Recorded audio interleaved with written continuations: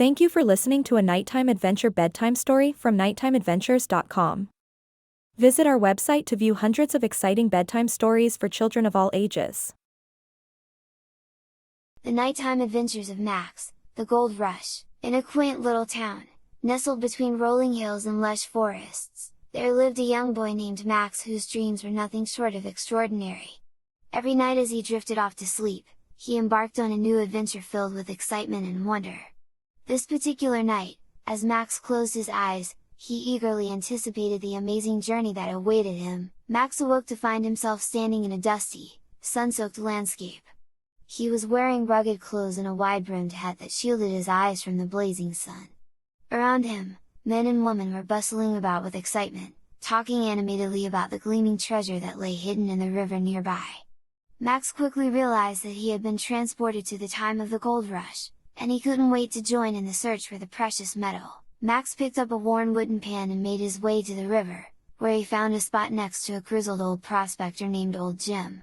Old Jim was kind and welcoming, and he taught Max the art of panning for gold. Max watched intently as Old Jim swirled the water around in his pan, expertly separating the worthless gravel from the heavier gold flakes. Soon enough, Max had learned the technique and was excited to try it himself. Max dipped his pan into the water, scooping up a mixture of sand, rocks, and shimmering gold flakes.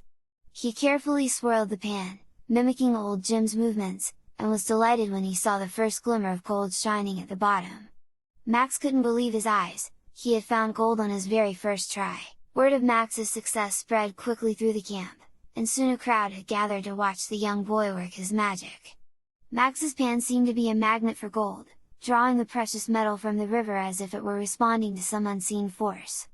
The other prospectors, inspired by Max's determination and skill, redoubled their efforts and began to uncover even more gold. As the sun began to dip below the horizon, the camp was filled with the sounds of laughter and celebration. The prospectors, grateful for Max's help, had decided to throw a party in his honor.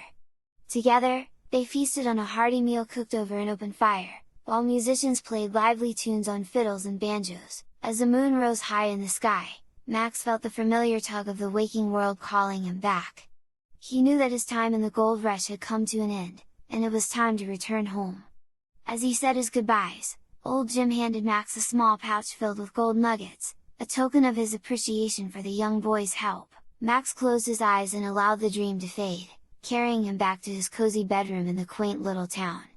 When he awoke the next morning, he felt the weight of the pouch in his hand and marveled at the amazing adventure he had experienced. With a smile on his face, Max placed the pouch on his windowsill as a reminder of the exciting journey he had shared with Old Jim and the other prospectors during the gold rush. Max looked forward to the next incredible adventure that awaited him, knowing that each dream would bring new friends, challenges, and experiences that would forever enrich his life.